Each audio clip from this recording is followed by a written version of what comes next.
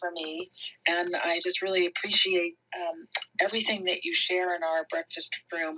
So thanks for laying down some great croissants. I just got a red bar. I hope you guys can hear me. What I'd like to do is go right back up to Coach Corn and then have Coach Corn pick whoever he wants to pick next. So Coach Corn, we're having a let's call it a meteoric Monday where, we're not sure where the mod microphone's going to land next after you. So you're going to be the first one. Mike, to you. Did Ulysses have something to jump in on or no? I didn't see that. I was clapping you. Also, I was clapping this variety that we're going to have today. Woohoo! All right. Love it, love it, love it. Well, so speaking of loving it and speaking of choosing your people, I kind of just got hit when Lee made that comment about really just hearing that Rohn comment about the average of the 5 people you take for granted sometimes when you're trying to choose what room to hang out in Clubhouse. And here we got this room where we talk about this stuff all the time, and you never know when somebody's going to pick up or hear something that can be that life changing and profound. So congratulations, Lee, for hearing that and finding that.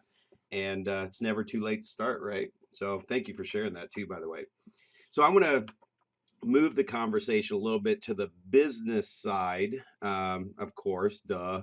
No, really, I do enjoy life though. But what really just stands out is what I live in every day, and not only surrounding myself with the 5 people that I want to become, but in your business when you're building a company and you're looking for talented people, right? Think about the math here. With the 80-20 Pareto principle, which is that 80% of your results come from 20% of your efforts, which in business terms and people terms, doesn't that also mean that 20% of the people that you work with in a company you might be building, for example, let's just imagine you're building a big company. 20% of the people that work for you will do 80% of the results or create 80% of the results. So, in this thought process, that means that if we're looking for talented people, and I think sometimes we get caught up in this word, we want to find talent, want to hire talent. And I find that most small business owners, and I say small business owners with all of us being those people. I mean, unless you've got a company of 1 million people all around the planet, most of us are small businesses that are building. We find that we probably do a dozen interviews in our lifetime at some time. Now I'm talking about 80% of small businesses might do 1 or 2 or 3 interviews in a year or 2 or 3 to hire 1 or 2 people. Think about that for a minute. That means that if we were looking for talent and we really want to get the results that we're hoping we get from this next hire, that if we interviewed 100 people, we're going to have to actually get rid of 80% of them pretty fast. We're going to have to fire 80 people. We're going to have to hire 100 people, fire 80, and then it gets harder yet. Not only firing 80 people, because that just feels horrible. It's just now you got 20 left that you have to find the 5 that are the talent that are going to push you, and the 5 that you want to become, or the 5 that you want to become what you envision your company to be. So now you got to fire 15 more people or create opportunity, one of the two, whichever way you look at it. But you got to you got to dissect 15 more people out of that process. So talent pushes you, and the people that you hang around, when they push you and they can push you and stay your friends, that's when you know you've got the right people around you. And I'm going to end with this. Gerber really just speaks to me every single day.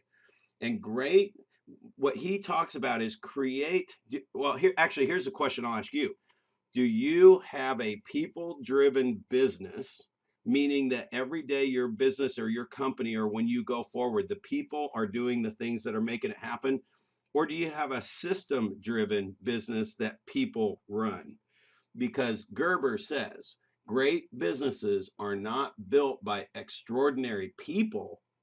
Now, they might be built by an extraordinary person, but the company itself is not built by a ton of extraordinary people, but by ordinary people doing extraordinary things.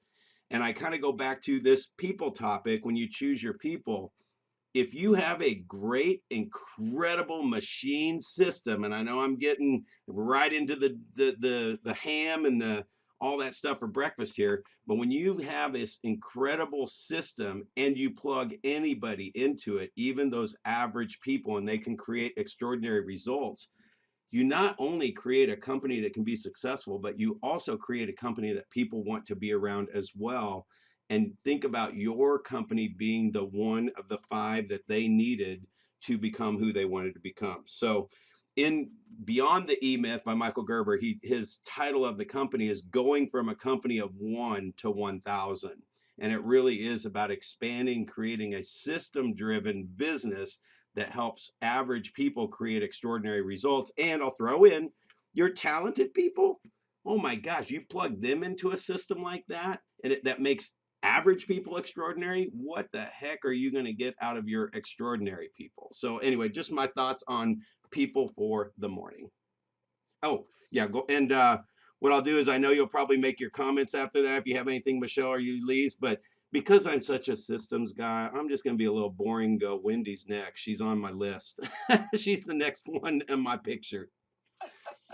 Well, come on with it. That was great, Coach Corn.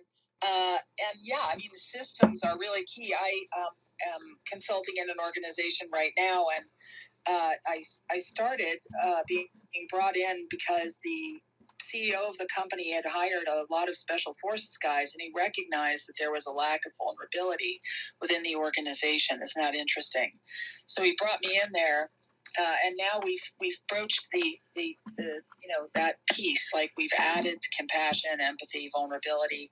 But the thing that's been the critical key thing, and these guys are very high performers, by the way. So those are those guys.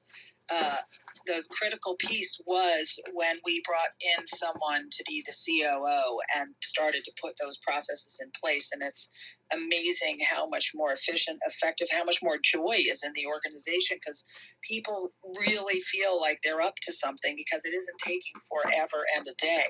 And the relationships are actually richer because people are more effective. So kudos to you. And that was my one share. And I'm going to hand that mic from Coach Corn over to Wendy. Good morning, Wendy.